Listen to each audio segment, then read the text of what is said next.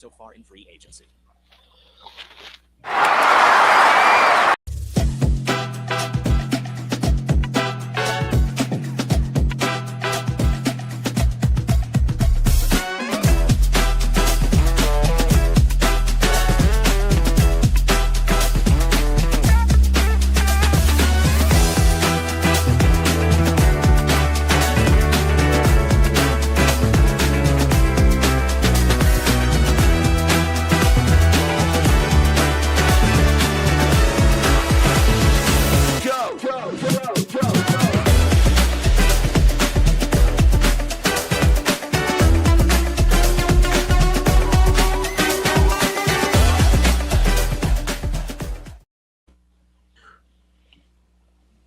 And a very good morning, everybody. Welcome in to this edition of the Pattison Ave Sports Show. I'm your host, James Scorza, with you, and with me, as always, is my group of companions on a busy Saturday morning here in the Delaware Valley. Joey Marks, and alongside our good friend Frank Finnigan, once again joining us like he always does every once in a while. Gentlemen, we got a real busy week ahead of us, but hopefully you guys are doing well on this beginning of, I would say, Selection Sunday, because March Madness is the best time of the year for to move one step closer to other big sports fans that are looking forward to. But hopefully you guys are doing well on this very important Saturday morning. Good morning, Philadelphia. Good morning, James. It is a real spring wake-up call because baseball season is right around the corner. Spring training is about to wrap up. The WBC is going to wrap up. But before we get ourselves started, let's welcome in our good friend Frank Finnigan. Good morning, Frank. Good morning, guys. Good morning. How's your winter been? Yeah, been a crazy week. I was going to ask you because you're in Jersey. You got pounded a lot harder than we did. We got pounded pretty good over here. And what really stinks is I should be down in the Carolinas right now, but we came up and both times we came up it snowed. So should have been like, this is why it snowed, because we stayed. Yeah, we should just go back. Yes, I wanted to go back badly. Well, it's funny. But you know what? I wouldn't want to be them tonight. Yeah. Oh, yeah. Absolutely. Because they're going to get hammered tonight down there with a very, very, very bad storm. Yeah. There's tornadoes possible. There's hail, and I mean, like they're going to go through the 7 stages of hell down there in the next 24 hours. Christ. Yeah. But no, I'm just happy to be here. Happy to participate. There's lots to talk about. Yeah. Absolutely. Let's kick this thing off with the Philadelphia Eagles. We are now officially in Howie season. We are in free agency mode, and there have been a lot of moves, both departures and arrivals. Frank, I'm going to ask you first about the departures. Which one do you think the Philadelphia Eagles are going to miss the most out of all the departures? Nakobe. They're gonna miss Nakobe the most, but you know where their budget is, they really can't pay everybody, and I was kind of expecting Nakobe to be gone. I was expecting Phillips to be gone. Blankenship was a little bit of a surprise. I didn't think he was gonna. I thought that he would still be here, but hey, good. God bless him. He got paid. But none of the moves so far have surprised me. None of them. I'm not shocked. It wasn't something I wasn't prepared for. I think they have enough guys at linebacker to fill Nakobe's shoes. I'm going to miss his play because I don't think they have anybody that goes through the A gap like he does. Even Braun. They're going to miss that because I mean it was fun to watch him run through the line and just knock even a lineman or running back on his ass. It was fun to see. But they're, I'm glad they got the Jordan Davis contract done. I would really like them to go after Max Crosby, but I don't know if that's going to happen unless they can trade AJ Brown. And I don't think that's going to happen because Howie said yesterday, he said they're not going to trade him. So Yeah, this has been. We'll get to the AJ Brown thing in a minute because this has been a what seems like a 3 month long daytime drama as the AJ turns kind of thing. Well, one I of the think things. I think a lot of that. I think a lot of that is, uh, to be quite honest. I think a lot of it is Media friendly. media fed. I think they just needed something to talk about because really the Eagles off season has been very very quiet. Yeah, Um, Aside from the fact that they fired their offensive coordinator, but that's, I mean, they really needed it because they really needed to distract from the fact that they let Stoutland go. Um, Mm-hmm. that I'm going to tell you what, more than any player, that one's going to hurt. Yeah, That one's going to hurt. absolutely. and I mean, there's something to be said, and I brought this up on our previous show, Frank, and maybe you can kind of maybe sprinkle a little bit of enlightenment on this. So, when Statland came here, he was also replacing another offensive coordinator, a legendary offensive coordinator in Howard Mudd. And we didn't know, we knew Statland was coming from Bama. We knew, he was coming from a great pedigree. So we had high hopes. Now, with this guy, Chris Cooper, uh, we don't know much about this guy, quite Mm. frankly. And so there is this more malign concern that because the transition from Mudd to Statland really was pretty good because Statland built up Jason Kelsey, Lane Johnson, Jordan Mailata. There are so many players that Statland made relevant and potentially Hall of Fame. I don't know whether the transition to Cooper is going to feel the same as the transition from Mudd to Statland. I'm going to tell you right now, if any assistant coach can get a Hall of Fame spot, it should be Stoutland. Hmm. Absolutely. And I mean, what he's done, what he did for 13 years here. I mean, he took something that was always a concern. We always drafted the wrong guys. Mm-hmm. We never developed the talent, and turned it into like, well, that's something we don't have to think about anymore. Yeah. And I mean, so much so that he picked a kid out of New Zealand who never played football in his life and turned him into a starting left tackle for the Right. NFL.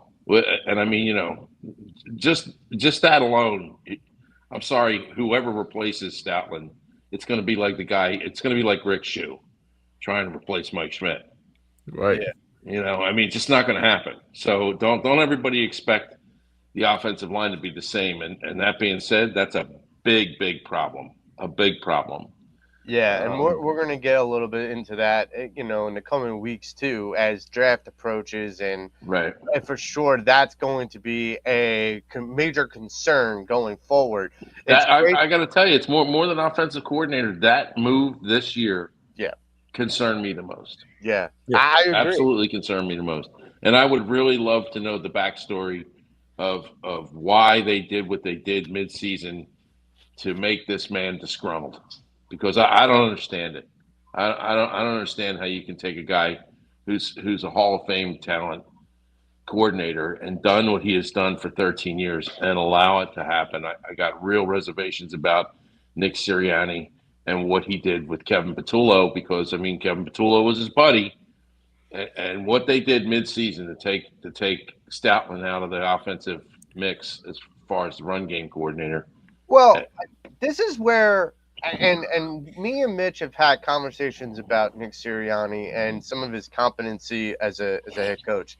And I think that this is just another example. What happened to Statland, what you're referring to, is just another example of some of the mismanagement that Nick Sirianni has done. I mean, you're talking about a guy who had the offensive play calling, like, taken away in some regards, and then at some point in the 23 season, decided to do something completely unheard of, which is change defensive coordinators mid-season and keep both on their staff just put one in the booth and tell him to keep quiet and let the other one call plays and Well, I mean, Joe, fracture. I don't think that was Sirianni as much as um, the Eagles coming off the Super Bowl that year. I mean, any team coming off the Super Bowl and it tries to replace the coach that leaves, it's difficult because everybody's been hired already. So you're stuck scraping the bottom of the coaching barrel especially for coordinators. And I mean, this catches a lot of teams off guard. It's caught the Eagles a couple times. So I don't blame that on Sirianni. It's just the animal. It's the cyclical animal that is the NFL. Well, I agree in what you're saying about the animal of it. Going to the Super Bowl. But what I would say is Nick Sirianni, if it wasn't ultimately his decision, he was in the room when the decision was made. Yeah, sure. But I mean, he didn't have the final vote. I got to tell you that right now. Well, that was Howie. I'm sure that Nick doesn't have the final vote in a lot of stuff that goes on down there. I just have that feeling that Howie kind of strokes what goes on down there more so than Nick Sirianni does. Yeah, and that's why Stoutland bothers me because I got to believe that Stoutland had earned enough credibility to surpass anything Sirianni was going to do. Yeah, I don't think we're gonna know the true Stoutland story until Lane Johnson retires. Yeah, right. And then I think he'll spill the tea when he's asked. When he's asked, I think because my expectations for the offensive line are not good this year. Not good. Well, let's get to some of the acquisitions that some of the Eagles have made. One that I rooted for probably the last 3 or 4 years since we were at EOP, Frank. Me and James, I think Tom, I think a couple other people, Al, we were all at a bar, and it was day 3. And I kept my eye on this corner, and his name was Tariq Woolen. They called him the Woolly Mammoth. I saw him at the combine, and he ran a 4.26 at a 6'4", 230-pound cornerback. And I said, "Excuse me, cornerbacks shouldn't run that fast, let alone be that tall and that big." Right. Yeah, they're usually wide receivers. Yeah, I'm like, who the hell is this guy? And then the fact that he was still on the board on day 3, I remember continuing to ask Al, did we take him yet? And no, he's still on the board. I'm like, why don't we take him? He's like, I'm not Howie. Dude, don't call Howie. So I'm like yelling at we're live. We're on the air. And I'm yelling into the microphone, draft Tariq Woolen, please. But we finally landed the Woolly Mammoth. Maybe 1 year, $15 million. A lot of people think it's a prove it deal. I think it's a get you in the door deal. Now that he's got the Woolly Mammoth in the house, he can say for one, let's see what you're about. Let's see what you can do. And if you impress me, I know Howie doesn't do mid-season negotiations, but he better do it this year. Well, that might be the case. I think he might have to break trend in that. But I don't think he'll do it. I don't think he'll do it with Woolen. I think he's going to do it with Coop, Carter, and Mitchell. Maybe. But what I would say is with Tariq Woolen, if he impresses him and he does, play out the year and next offseason, if Tariq Woolen impresses him, I don't see there being a reason why Howie doesn't bring him back. I mean, that corner set of Cooper, Mitchell, and Tariq Woolen, I mean, that is that's sizing up. I mean, if Woolen, if there's not something we don't know about Woolen, to me looks like one of the best backfields in the league, even losing Blankenship. Yes. Now they're going to have to replace Blankenship. They're going to have to get a safety because what they have on the bench, I don't think is good enough. Yeah, right. Michael Carter is not going to be good enough of a safety. For me, it has to be done and addressed in the draft. And the other guy's too small. Oh yeah. Right. And so, but here's my thing about the corners. The interesting thing about Tariq Woolen is that the obviously the plus is that he's got the speed, he's got the size. The thing that he struggles with is he gets called Tackling. for penalties and he has struggle tackling. Now, Well, he's got that taunting thing. Oh my God, he's been called for taunting penalties so many times. You know, he's been called for more taunting penalties in a season than some teams. Right. You know, so that worries me because I mean, the Cowboys are going to push his buttons. oh yeah, Yep. You know, yeah. I mean, if they could push Jalen Carter's buttons, they yeah. can most certainly push anybody else's buttons. I For mean, sure. that is almost a guarantee. Then you Yep. have the re-signing of Grant Calcaterra, and you have the tight end Munt that they signed, and a couple other role players and depth pieces. My question to you, Frank, is with Tariq Woolen being the headliner for the acquisitions so far this free agency, are you surprised the Philadelphia Eagles haven't done more in free agency? I don't think there was much out there for them to do. To be honest, the big problem with the Eagles in free agency this year was AJ. You Mm. know, they can't. They have a lot of money dedicated to that contract, and it really takes away from the Eagles' ability to maneuver for any big pieces. And that being said, who was out there that they could have gotten this year that would have helped them in any significant way? I don't think there was anybody. The only thing they can do is make a trade for somebody. Um, Hutchins would have been somebody I would have been interested in. Uh, he didn't get. I thought he got less than he was worth. 112 million is a lot, but I think the Eagles could have afforded that, but they can't do it with AJ still on the roster. Now, you know, it's not the draft yet, so Howie usually makes some very good moves around the draft. Hmm. Um, I still think there's a possibility Crosby comes here if they trade AJ, but apparently they're not getting what they're asking for. Mm. You know, I wouldn't trade AJ away for like a third or a fourth. That would just be not getting value for that player. Sure. And I would sit him down and say, look, you got a contract. We're paying you $126 million. Shut up and play. Right. And if you really want to leave, then you'll, because I think this a contract year for him? No, Oh, he's got 2 I years don't think left. so. he's got 2 or 3 years, something like that. I don't think he has three. I think he has two. He's got two then. Right. So if I still think New England's going to get him, and it depends on what happens draft day. Really does. Really James, does. I'll ask you the same kind of questions with some of the arrivals and departures and some of the things that Howie's done in this free agency. Mhm. Tariq Woolen being like the headline. Some of the trades that have not happened for the Eagles, and the ones that have happened for other teams, both the Rams, Chargers, Bills, all that. You think that Howie could have done more in this offseason so far? Um.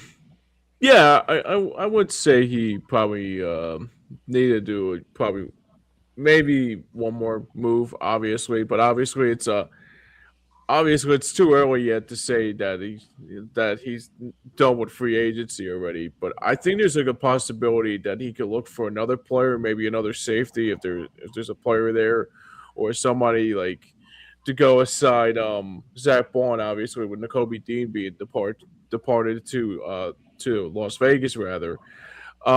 Yeah, but I think right now, I mean, obviously it's a wait and see at the moment now, but I mean, with the moves he made, I thought, yeah, I mean, these moves that, I mean, yeah, sure, I was a big N'Kobe Dean fan when he got drafted, but it's a shame that he had to get that the Raiders picked him up, obviously, and also Blankenship is like I'm I glad he wasn't.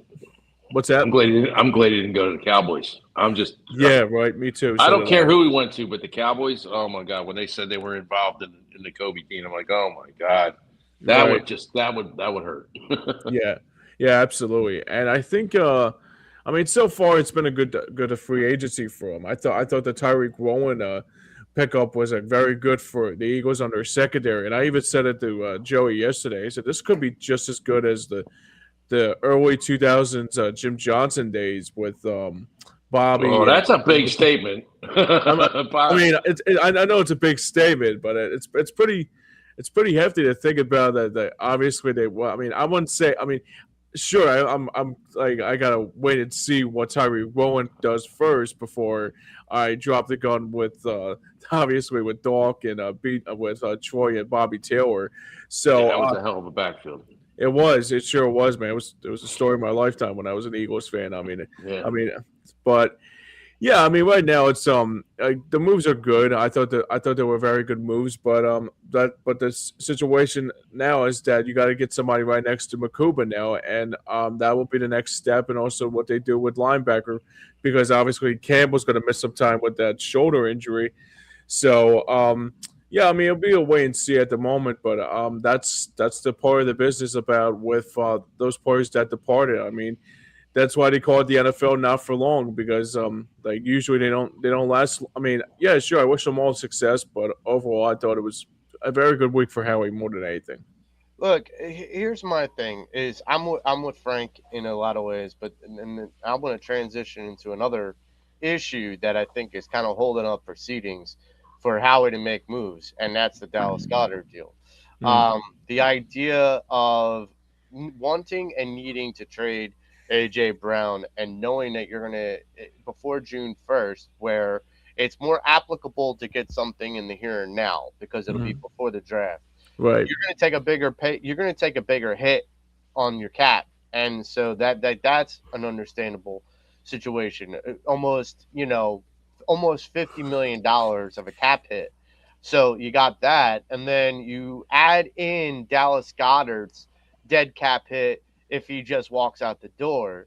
So Yeah. you're trying to negotiate that along with trying to figure out how do I get the best equity for AJ Brown. And I mean, I'm with Frank in the sense that what I like to see Max Crosby and Eagles green, absolutely next to Jalen Carter and Jordan Davis, absolutely.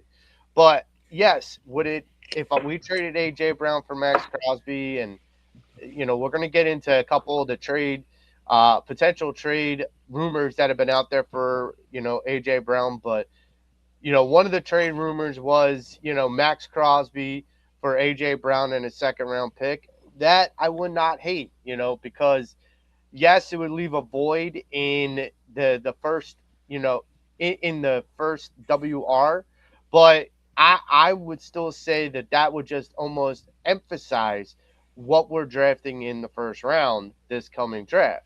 That being said, with all those things, with dead cap and cap hits kind of holding up proceedings, you got to say that with Howie, he's got to just fill the roster, but he's got a very limited amount of money in the cookie jar because he doesn't know what's really in the cookie jar yet.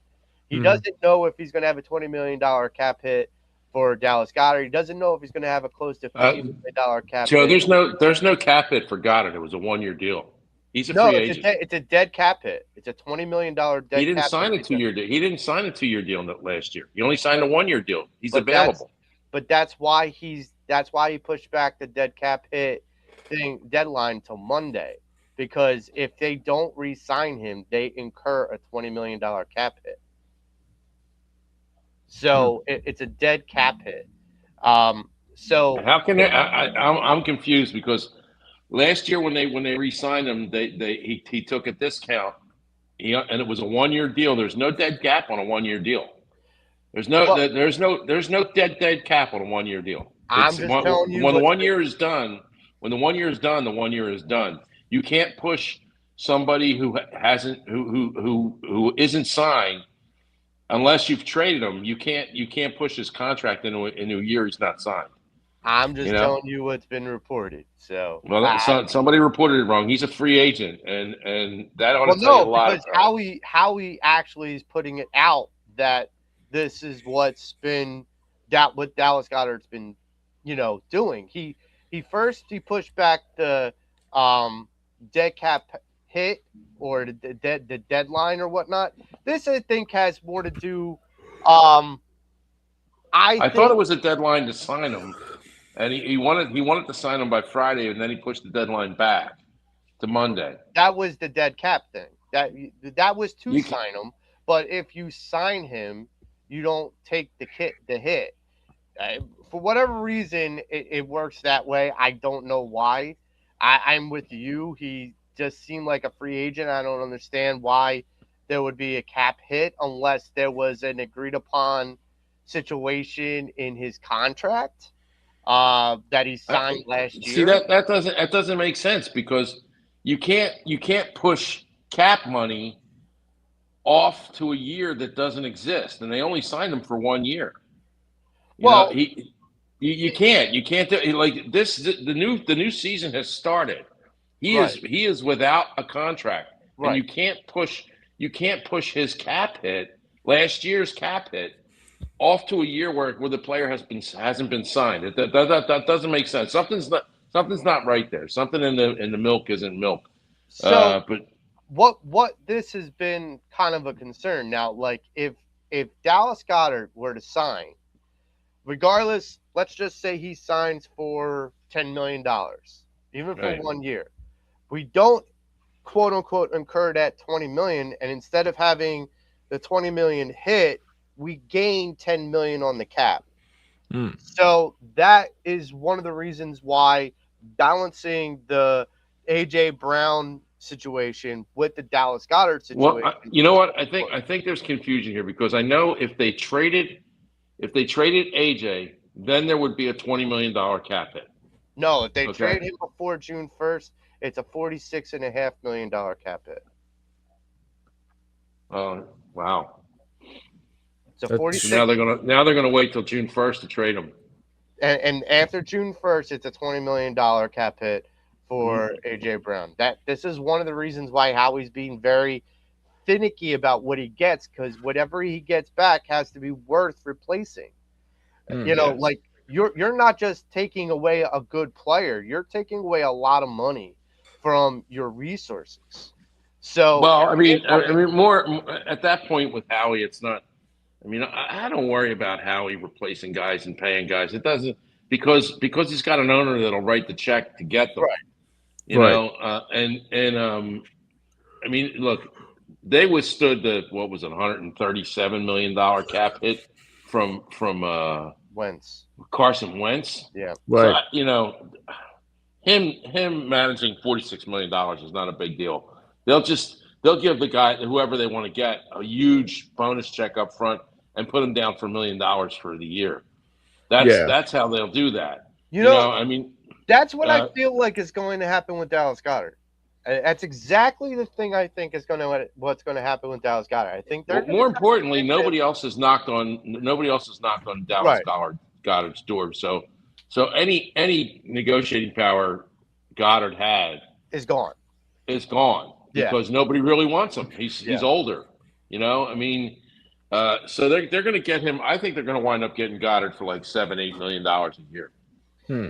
I could see even like a $5-6 million deal, but this is where I see like the bonus, where you're talking about the signing bonus. Yeah, they'll give it to him in cash up front. Yes, they'll give it to him in cash up front and say here, because the bonus doesn't count against the cap initially. The signing bonus doesn't count against the cap. Only the base salary does. That's not true. How the signing bonus counts is they could turn around to Dallas Goedert and go, all right, we're going to give you let's just say we're going to give you a $20 million contract for 3 years, right? But we're going to give you $14 million up front. Okay, it gets spread out to to that bonus money gets spread out over the length of the contract, so it'll count $7 million a year. Well, no, the signing bonus only counts for the first year. Right. No, it doesn't. You can split the signing bonus money up.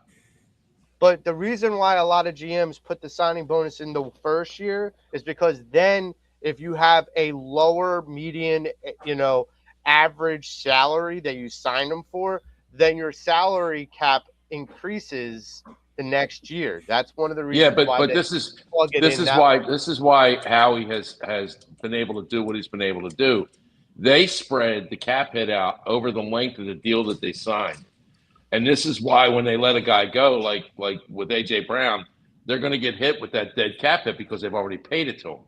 But if he just goes year to year, like next year, if they let him go, the dead cap hit is only going to be half of what they're paying, half of what it would be this year. Well, yeah, because the signing book, what they give him, they gave him like $60 million or $70 million in a check on the first day. You can't have a $60 million cap hit on a signing bonus in 1 year, Joe. It doesn't make sense. They split it up over the course of the contract, and that's why they're able to do it, and how what they do is it just it's how it's done. It's exactly how it's done. So, well, I mean, my dad brings up a very good point about the dead cap hit. It's just there is a poison pill with Dallas Goedert because of the previous paid deferred money that he believes that. And he says also that the AJ after June 1st that they could split the dead cap hit half into 2027. If that's maybe, yeah. If that makes sense. I don't profess to be a budgetary lawyer, but that's the way I understand it.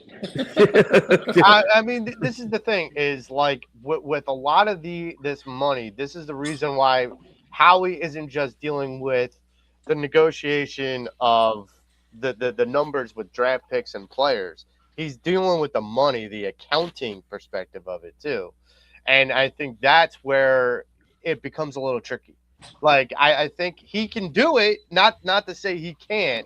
It's just I don't doubt how he can do anything in the offseason. Right. No, like, Howie does this like every year long. This is like Howie's season, I mean, you guys make valid points, though. I mean, about the whole dead cap hit thing here. But to piggyback what you guys were saying about this,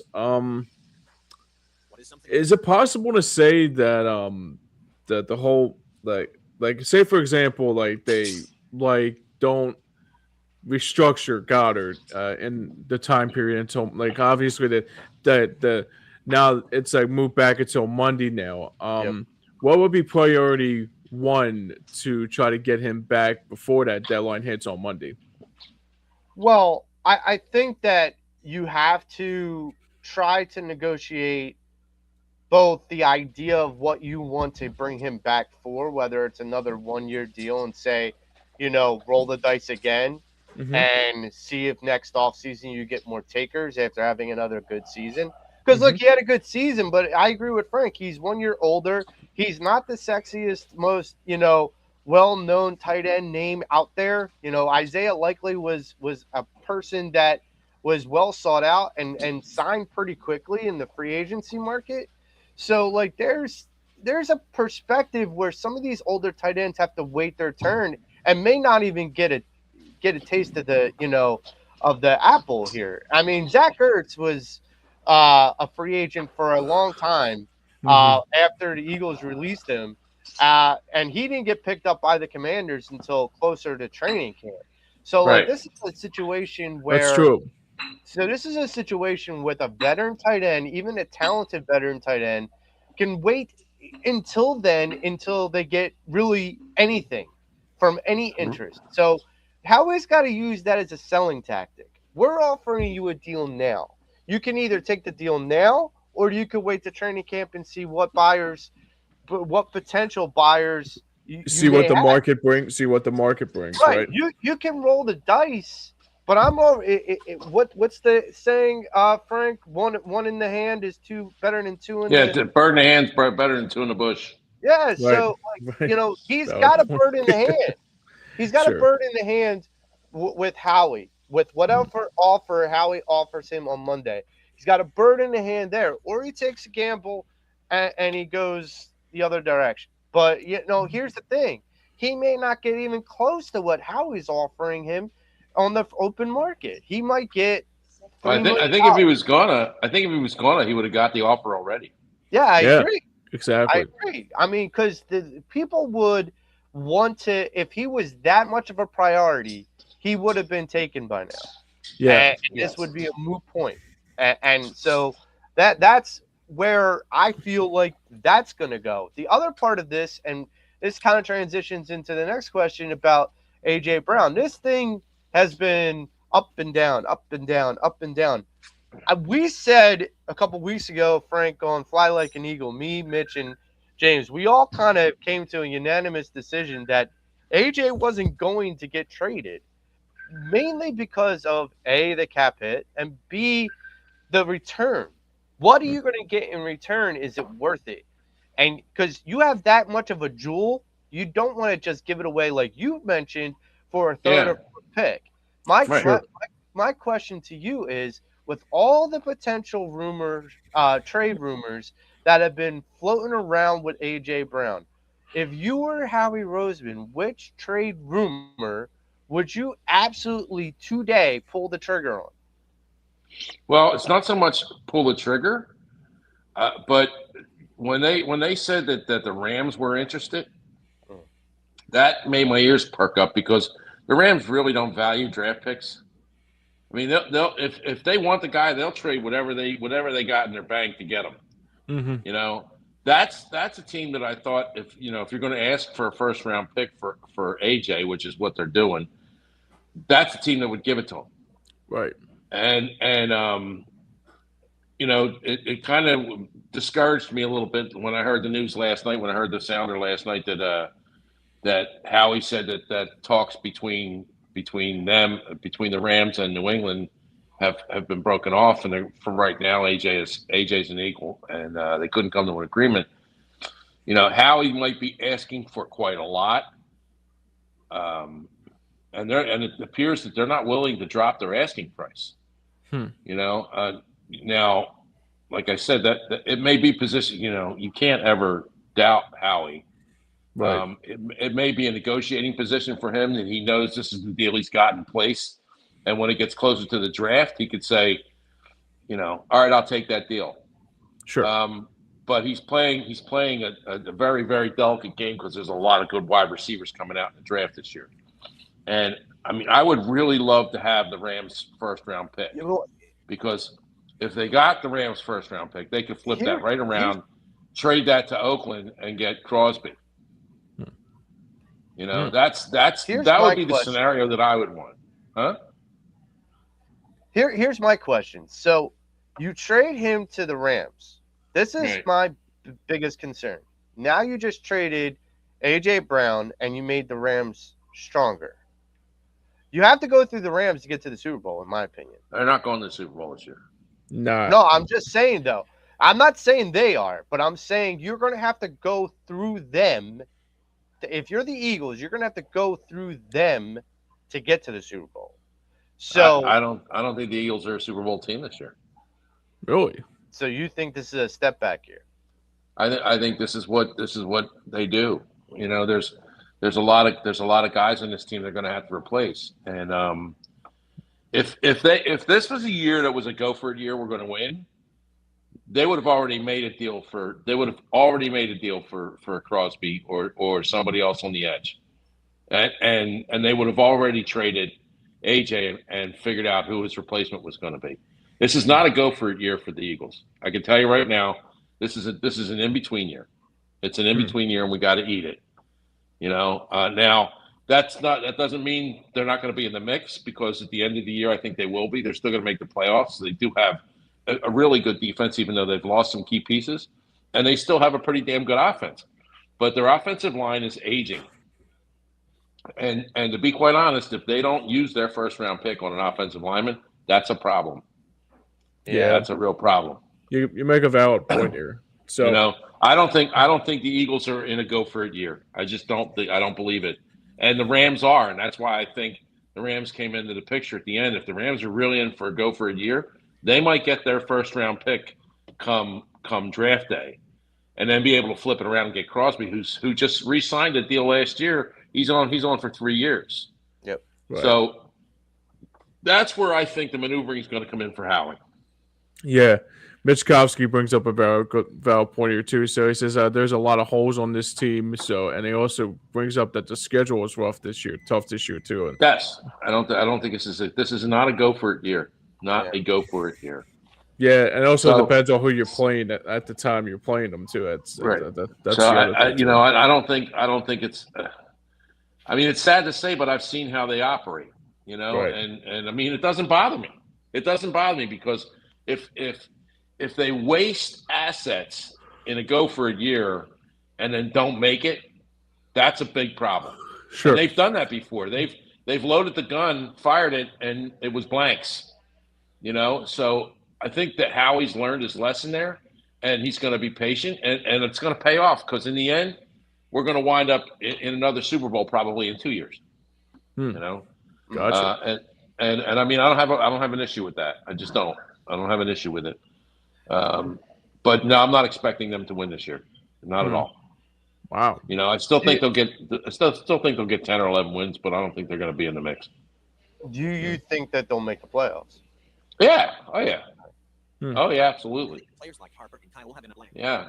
Who's going to beat them in this division? That's true. That's true. I mean, look, I still think the Giants are getting better. I think. Yes. I think that I think the Cowboys are still the Cowboys, and I think the Commanders are just delusional. Well, I mean, the Commanders, they took their shot, and they went and signed all those old guys last year. Commanders are going to fade. They're going to be in last place at the end of the season. I agree. They really are, and they're going to waste that kid. They're going to waste that kid. He's going to be another. He's going to get hurt because they're going to ask him to do too much. And it's going to be another RG3 situation with that. I was going to say another RG3 type of deal.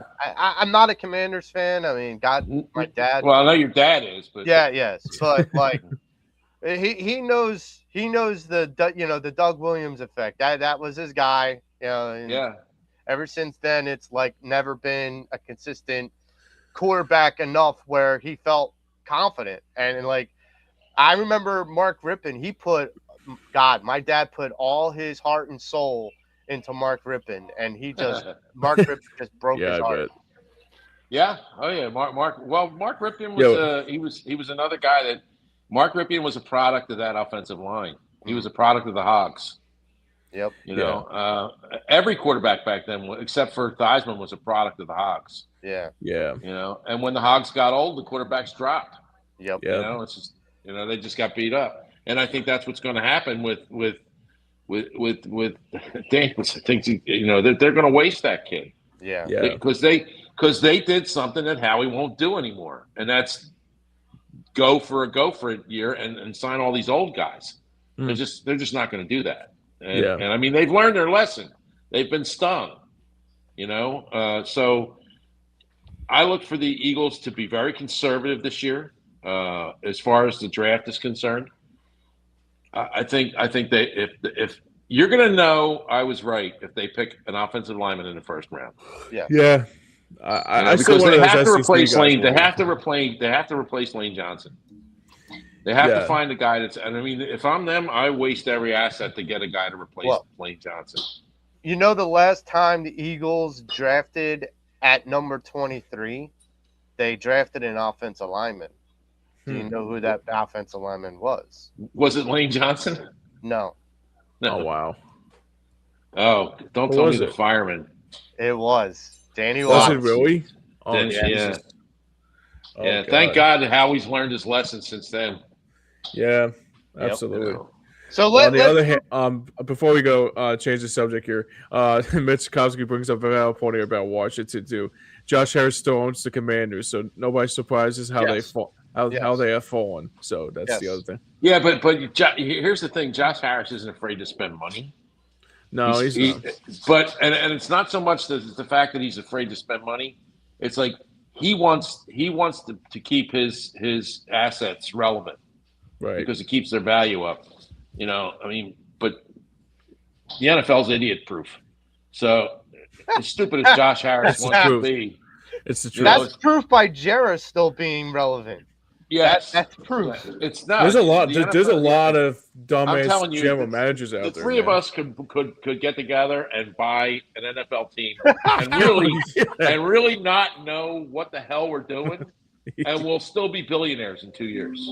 Yeah, You know, it's the truth. because it's idiot proof. It truly is idiot proof.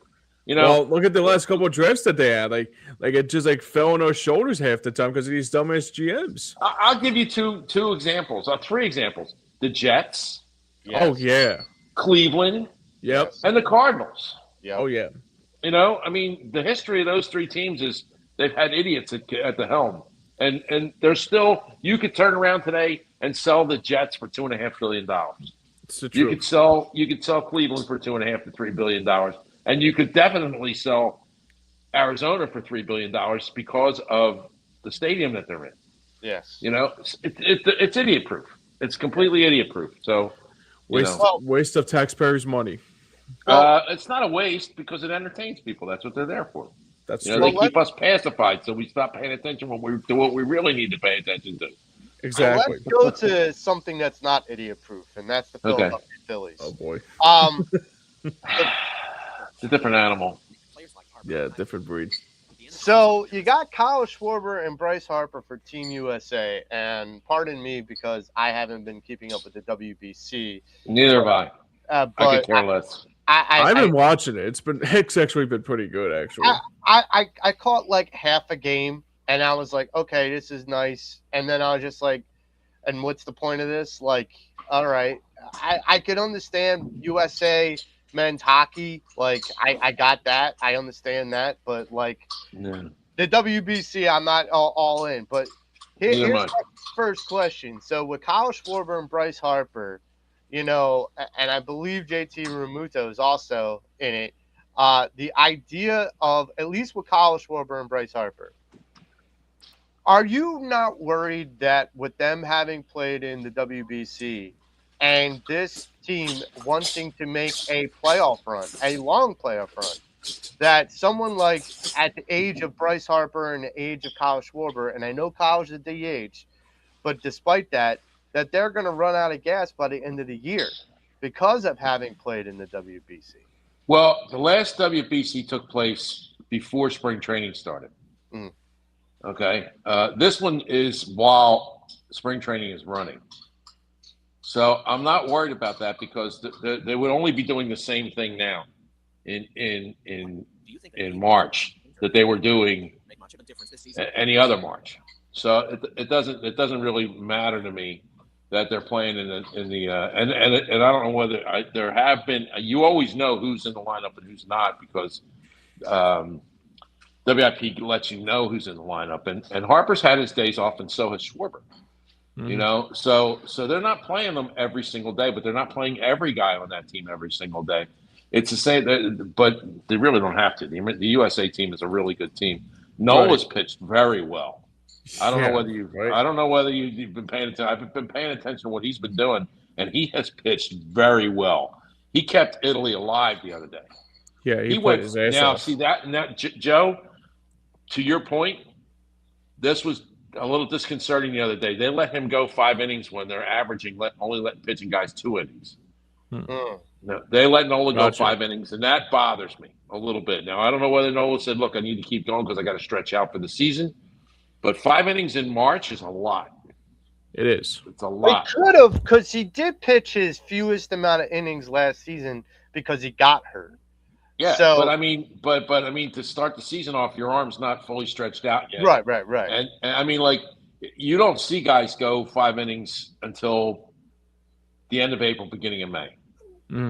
Well, I mean, we're going to need him. I mean, like that. But see, I'm worried that he threw his arm out in the WBC. That's what I'm worried about. That Italy let him go a little too long in that game. I don't want to see him throwing five innings in the WBC. That bothered me a little bit.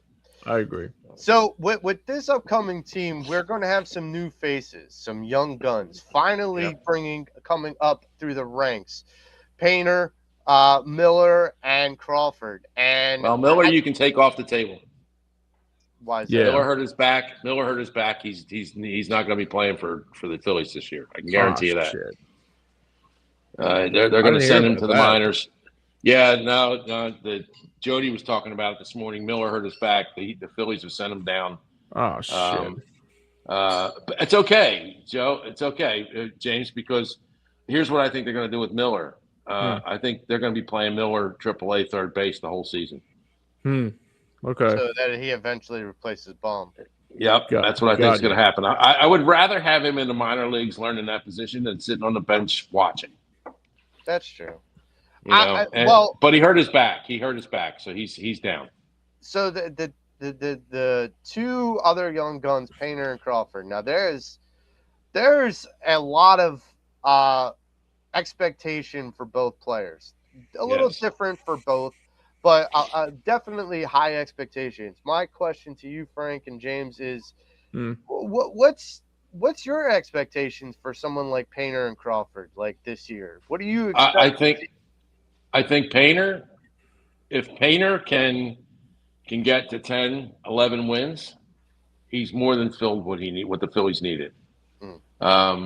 Crawford needs to bat anywhere from 260 to 275, and if he gets to that number, he's going to steal 30 bases. I don't need him to hit home runs, but he'll probably, he's not going to hit that many home runs. I need him covering the outfield, and he can do that. So I mean, 260, 275, an on-base percentage of, somewhere north of 375. It would be perfect for his first season. That would be great. The Phillies pitching staff at the end of last year, I was like, man, they really need to do a lot. And then they turned around and they did a lot. That bullpen's going to be one of the best in baseball this year. And that's not something we usually hear. You never hear that. But the guys they signed in free agency and the return of Alvarado, who I would love to bash him in the head, but because he cost the Phillies. He cost the Phillies the season last year. He cost them the playoffs. No question. But they have four guys in their bullpen that are definitely set up guys to finish the game out. And I mean, you're going to see Duran. Duran developed a new pitch. Scary thinking that Duran developed a new pitch because he really didn't need it, but he's developed a new pitch. The guy they got from Chicago, I can't believe they got him. Who's that? Keller? Brad Keller? Yes. Oh wow. Okay. Yeah. So they have Keller, they have Alvarado, they have Duran, and they have who's the kid? The guy that Kirkering? What's that? Kirkland, yeah. Kirkering, yeah. That's right. Kirkering. I think this is really going to be good for Kirkering because it's going to take all the pressure off of him. Having those guys to lean on is going to make him extremely valuable. And he learned a lot from what happened last year. Gotcha. So I think between the four of them, they're going to – and, I mean, the Philly starters, nothing to sneeze at. No. They have – I mean, saying that Painter's the worst of the starters or making Nola the four, are you kidding? It really depends on how much Wheeler comes back. But Wheeler's looked pretty good. He's working right now, and he has no re-injury questions about him. I think the Phillies – right. I think the Phillies are going to be in the mix. Do they have enough to beat the Dodgers? It's a crapshoot when you get to the playoffs. I think they're going to be in the playoffs. I don't know if they'll win the division because the Mets look really good. Yeah. And you can't expect Atlanta to take another back seat again. I just, they took. I'm more scared of the Braves than I am the Mets. Me too. Because the Braves are just sneaky in that way. Like if they're not talked about, then they just sneak up on you and go, surprise. Well, here's the difference. To me, here's the difference between the Braves and the Mets. The Braves know how to win. Yes. And the Mets know how to lose. Right. Yes. Okay. And that's the difference. Yes. The Braves know when it's money time, this is how we win. Yes. The Mets don't know that. They know how to lose. They know how to Met, but they don't know how to win. They don't know how to win. What do you think about Luzardo? I think the Marlins might be a dark horse this year too, but I don't know why. Who? The Marlins. I think the Marlins would. No. What do you think? They're gonna give people headaches, but they're not gonna be a dark horse. They might play well. They might play well at the beginning of the season, but come July 1st, they're gonna start fading like a. I will say this. I mean, Alcantara's really good though. A dark horse, James, in the division. I wouldn't be surprised if the Nats, because all the prospects that they got back for Soto is. I mean, they lost Mackenzie Gore. I mean, I don't want to mean to rain on your parade, but they've got rid of Mackenzie Gore. I mean, they still got Josh Bell. I mean, but then again, they got less than nobody. I mean, well, they got a lot of kids, and they got a lot of kids. That's true. I can tell you what happens with a lot of kids, and especially in this division, with as much talent that there is at the top. Oh, sure. Those kids are going to crumble. Yeah. I mean, that's what kids do. You gotta sprinkle kids in. You can't just like go out there and sow your whole field with kids. They're just going to get destroyed. Yeah. You got to have a nice veteran mix, and they don't have enough of a veteran mix. And I don't think they have the pitching. I don't think they have the pitching for it either. So speaking of kids, what do you think about Jesus Luzardo's new contract? Oh, wow. I love it. I absolutely love it. They had to get it done when they let Ranger go. They had to get that done. If they had lost both of those guys, that would have been devastating. But now the Phillies pitching is set up, especially if Painter works out, the Phillies starting pitching is set up for the next 5 years. Yes. I think they have the Wheeler and Nola replacements for the next 5 years. I think Luzardo signing them up for 5 more years. I think it was definitely worth. I think he definitely was worth that contract because he absolutely. He's looked very well. He actually looked very well. And the three of those kids make the Phillies relevant, no matter what happens with the lineup. Oh yeah, for sure. Sanchez, Luzardo, and Painter make the Phillies relevant for the next 5 years. Yes. Yeah, I would hope so.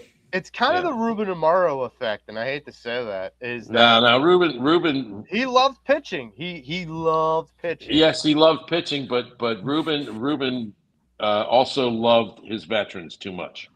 Yeah. I mean, Ruben cost us. Ruben cost us 10 years of playoffs.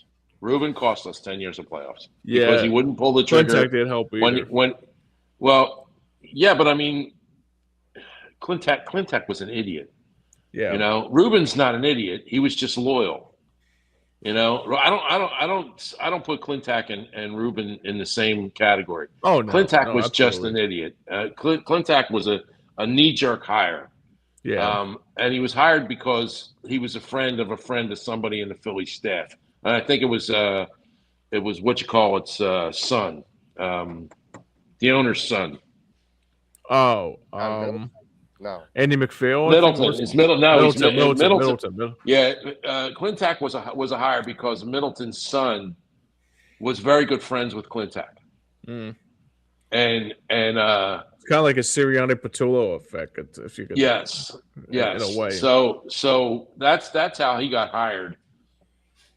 But Ruben hurt us because he wouldn't trade guys when they were at their best value, and when they weren't at their best value, you couldn't get the best return. They should have rebuilt the team. This is going to hurt to say this. They should have rebuilt the team after 2010. Yeah. I agree. Absolutely. And even though they went deep in 2011, they should have rebuilt the team after 2010. Yeah. They should have traded away Utley, and they should have traded away Howard, and they should have traded away Jimmy. Yeah. And gotten the young assets that they would have needed to do it. But that being said, I don't believe that they had the people in place to do it. And I'm going to tell you something. If the Phillies had hired Arbuckle as opposed to Ruben when they made Ruben the GM, they would have traded those guys. And the Phillies, if they had put Arbuckle in that place, the Phillies would have been Atlanta. They would have been contending for the division every single year for the last 15 years. But I think that's a difference. Like when Atlanta felt like, okay, this has run its course. they trade him. Yeah, they cut bait. They cut bait. They go, okay, we can get something for this guy, and that's exactly what they do. I mean, that's why Atlanta stays relevant for so long. It helps that they have money, and now they have that stadium. They're gonna be able to make money just like the Phillies do, because the Phillies print money down there. Yeah, definitely. But so with this upcoming season, Dave Dombrowski and Rob Thompson, in my mind, have a lot at stake.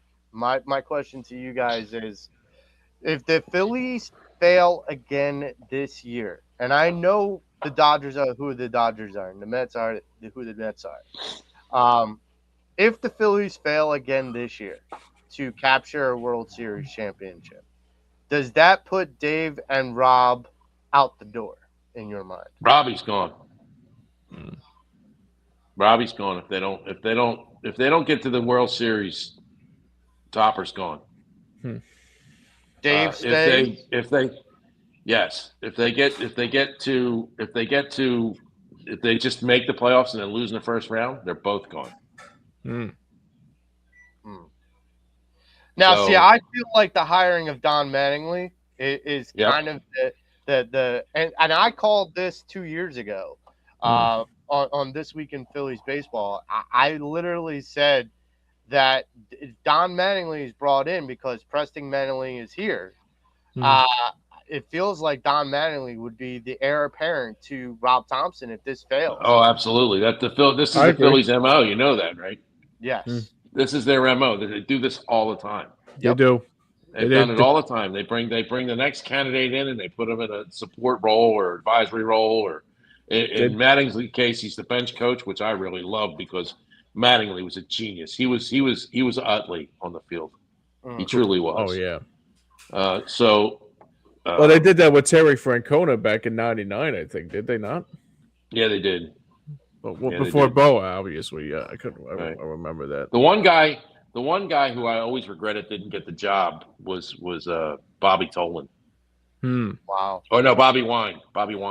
Oh wow. They had Wine as the bench coach for God, a dozen years. And when they let Ozark go, I thought they were going to give the job to Bobby Wine after the 1 year after Paul Owens did it. But they didn't. They gave it to Dallas, and then Bobby Wine left. They screwed Bobby Wine.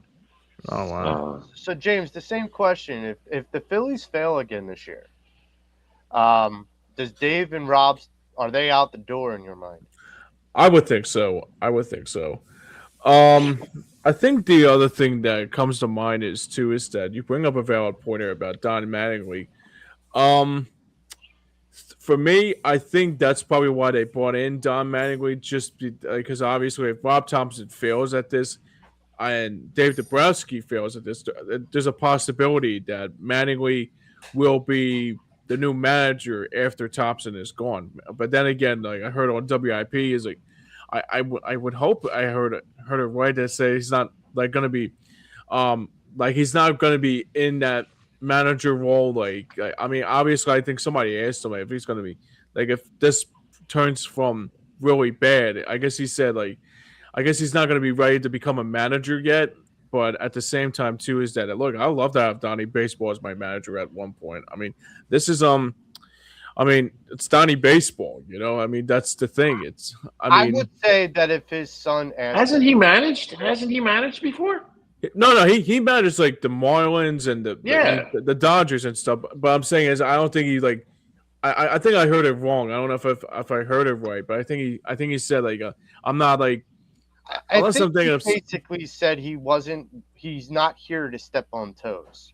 Well, no, I mean, they say that about every guy they're bringing in as a replacement. Oh, okay. I'm not here to step on Rob's toes. No, okay, no. You're just here to break him if he doesn't do it right. That's sure. I'm just curious. What are they doing with Dusty Watson? You know, I mean, wasn't he the bench coach? He was. What happened to Dusty? Where did he go?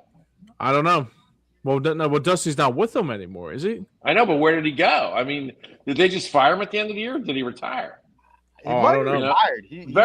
That's very under the radar what happened to Dusty because nobody said anything.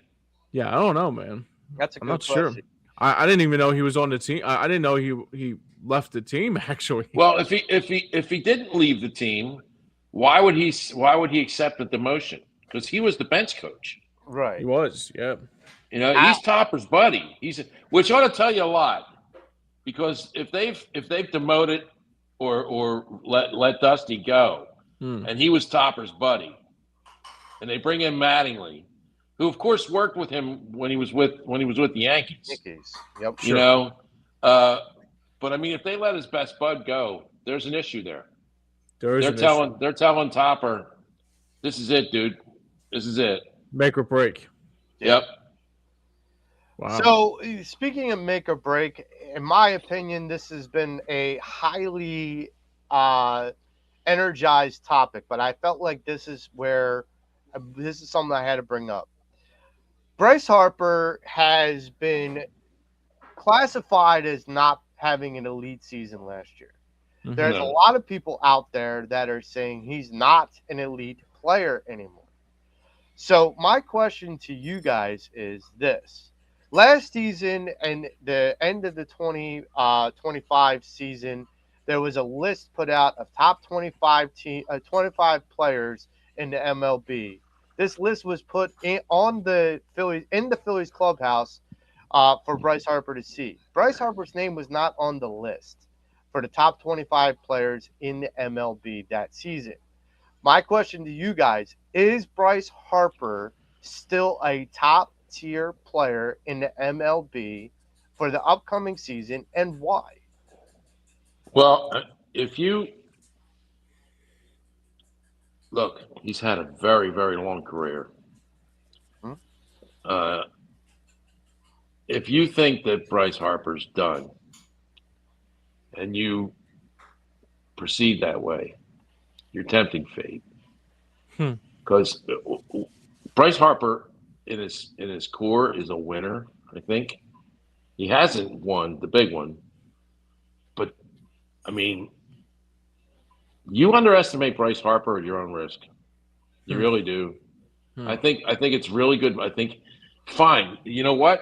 You've just motivated a guy who maybe was starting to lose some of his motivation because he's been in the league since he was like 10. So it starts getting older, but he's still in his prime age. He's what, 32? Yeah. Yeah, that's still prime age for baseball, and I'm expecting a big year out of Harper this year. I'm expecting a huge year out of him, and I think Dombrowski saying what he said was just a little cattle prod to Harper. Look, you gotta amp it up. Because maybe he was feeling a little complacent. Maybe he was feeling a little too cool for school. So they had to just cattle prod him a little bit. And I think they did. So my question to you, Frank, is that do you think that Bryce Harper is and will be a top 25 player this year? I think he will. Okay. James, do you think that Bryce Harper will be a top 25 player this year? And do you think he can be? I mean, he can be. He can be. But I'm not gonna lie to you guys. I've seen some stuff with the World Baseball Classic, and even last night I saw some. Obviously, I think it was one. I think it was in the top of the ninth, or it was in either the. Or no, it was in the top of the ninth, and Harper was up at bat. It kind of. I'm not saying that he's like. He's like you said. Like you've brought it up perfectly there, Frank. That he has had a very good, stellar career. Like obviously he's 32, and obviously, like he has the poise to try to be like still elite at his prime at 32. But I worry about that. But the one thing I worry about with the World Baseball Classic, I don't want to say it's Joel Embiid-esque with the Olympics, but like it could take a toll on him, like when the time calls for him around September and October, because that's what I worry about it the most. Is that if he plays that many games, it could take a toll on him. I mean, maybe at the same time too is that I hope that he has an elite season just to prove Dombrowski wrong. But maybe it's just me, but I Well, think James, the coach of that the manager of that team Hmm. has had games where Harper hasn't played. That's true. I mean, That's true. I forgot about that. they're not playing him every day. They're not Yeah. playing all those guys every day. I'm sure those guys said, "Look, we'll come and do this, but we're not going to burn ourselves out." Sure. Now a guy like Schwarber, they can leave in the lineup because he's just a DH. Of course. But the position players have taken days off. Yeah. They've had games without the Yankees say Judge. They've had games without Judge. They've had games without Harper. Mm-hmm. I'm not worried about that. I'm not worried about that. I'm worried about Harp's wrist, and I'm worried about Harp's back. Yeah, that's what I worry about too. I don't think that has anything to do with the WBC. I just don't think that has anything to do with that. I think if Harper has taken care of himself in the offseason, has gotten himself ready, unless he suffers a wrist or back injury, I think Harper's going to have a close to MVP kind of year. I would hope so. Yeah. That's. I mean, I can always dream about that too, but the only thing that's worrying me this year is the Phillies left field problem. True. That's it. That's true. The only thing that's really worrying me. Yeah. Maybe that's the only X factor that has to be critiqued here more than anything. Yeah. Here's my thing about Harper is I was on this program about three or so years ago, back in 2022, and I kept hooping and hollering MV3, and I was on to it because this guy came back from Tommy John. Faster than anybody else. He came back roaring back into form, and I just said the cavalry's coming, and he did, and it showed. And right now, I kind of agree with Frank in the sense that sometimes you need a stiff kick in the ass, and I mean, like it's kind of one of the things my dad would say to me every once in a while. When you get a little lazy and you get a little bit complacent, sometimes you need someone to come by and give you a stiff kick in the ass in order for you to wake up, smell the coffee, and understand what you got to do. Sure. Right. Now, that being said, does Bryce Harper have all the skill and talent to be MV3 once again? Okay. Yes, he absolutely does. And again, I'm with Frank, and if you doubt that, then you're not paying attention. But I also agree with Frank and James in saying that the thing that I worry about is the injury front. Sure. That injury bug has hit him and bit him almost every year. Calculus career times for the last 5 or 6 years. That's the only thing that's going to pigeonhole him. Yep. So he's got to take care of his body. I don't care if you have to go into a cryo chamber. I don't care if you have to become a super soldier. I don't give a damn what you have to do.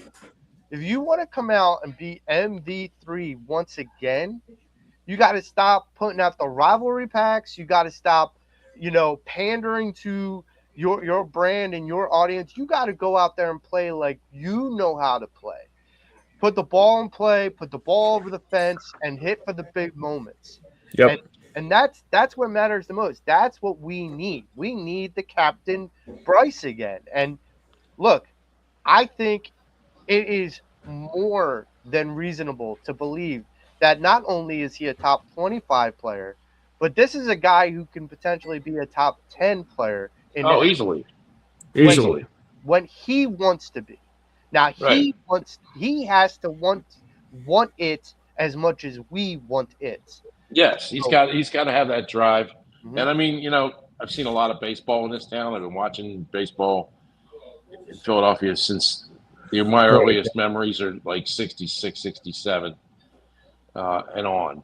And when I was a little kid. And I'm going to tell you, Bryce Harper, he's in the top 5 players I've ever seen in Philadelphia. It's a very short list that he's on. He is on that list. I would say that much. Yes, it's Schmidt, it's Carlton,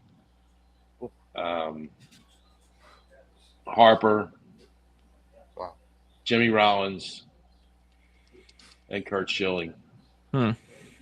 They're probably the best players I've lived to see. Gotcha. So before we let you go, Frank, because we won't be talking to you before the season starts, I want to get. We always do this before every Philly season. I'm going to get your season predictions for the Phillies record, and sometimes you throw in there a little pontification on like what you think some players would do, but at the very least, give us your prediction for what the Phillies record might be. I think the Phillies are going to be a 90-win team. I think they're going to wind up winning the division again. Because everybody has the Mets winning the division, but the Mets ain't going to win this division. No. The Mets I don't know how many toes they have left, but it can't be many from shooting themselves in the foot. So I think the Phillies will wind up winning the division again. It'll be very close between them and Atlanta. I'm going to say this. I'm going to regret this. The Phillies are going to be in the mix to be in the World Series. Wow. Holy shit. Phillies are going to be in the mix. Ooh. It really depends on – I think they're going to have to make a midseason move to fix left field. But I think the Phillies are going to be in the mix for the World Series. I truly believe that Harper is going to have a bounce-back year, probably hit somewhere on the area between 30 and 35 home runs. I'm glad that they replaced their right fielder because the guy they replaced him with is a much better defensive right fielder. I believe Crawford is going to have a good year. I think the Phillies are going to do well this year. I think I didn't feel that way at the end of the year when they started with this run it back thing, but I like what I'm seeing now, and I don't know why I like what I'm seeing, which tells me that my intuition is kicking in, and I think we're going to be pleasantly surprised by the end of the year. So James, mark it down because I'm telling you right now, like if Frank is saying this, there's a lot of relevance to it. It is. And I got to say, I do have a track record. You do. There you do. Conversely, the Eagles are not going to the Super Bowl. Well, I should get your point about this too, about the Flyers, since we didn't talk about it today. I'm very disappointed with what happened. Very disappointed with with their last month of play. Yeah. Well, it's discouraging. There's holes to fill in that team. I don't know if they can fill them. James, I know that's ripping your heart out. I don't know if they can fill them. No, you're telling the truth though. You're right about that. Hey, they're 5 points out of the wild card. There's still a chance. It might as well be a million miles. Yeah. It might as well be a million miles. One game left with the Bruins and 3 games left with the Red Wings. There's still a chance. There's a chance. They just beat the Minnesota Wild, which is one of the hottest teams in the NHL. So, it's a hell of a mountain to climb. But the problem with where they are is you have to count on other people ahead of you to lose. Gotcha. And it's not in your hands. It's not your destiny's not in your hands. It's in other people's hands, and that's never a good scenario. That being said, let's talk about let's not talk about that. I mean, Joe, I don't know if we remember this. There was a time in our lives when there was a garbage truck, a garbage pail. Everybody had a garbage pail in Philly. And you used to come out, and I'm serious, James, I'm serious. No, once a week, they would you wouldn't dump your food garbage in the trash. You would put it in the garbage pail. And then the garbage man would come once a week and take your garbage pail and dump it because I don't know whether they're feeding it to pigs or whatever. Sure. But the truck that they dumped the garbage in was literally the definition of hot garbage. Yeah. Okay. That is the Sixers. I was going to say that's where the Sixers are going. The Sixers are the hot garbage truck in July.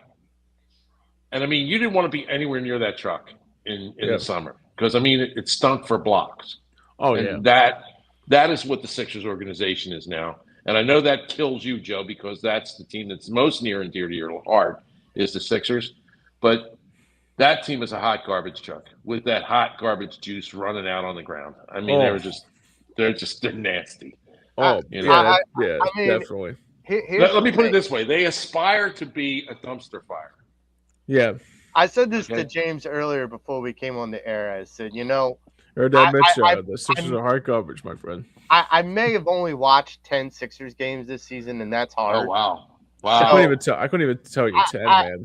I usually watch, like, I try to watch every game usually, I know. and Oh. it's just been difficult for me to watch it because it just feels like, okay, Joel Embiid's not playing or Paul George isn't playing, and I'm like, okay, fine, I'm almost okay with them not playing, but I would rather them not even be on the team and just give more help to VJ and Maxey. And even if that's like an underdog team in most people's minds, I feel like it's more entertaining to see the growth of those two guys with help. Instead, they have an albatross over their neck.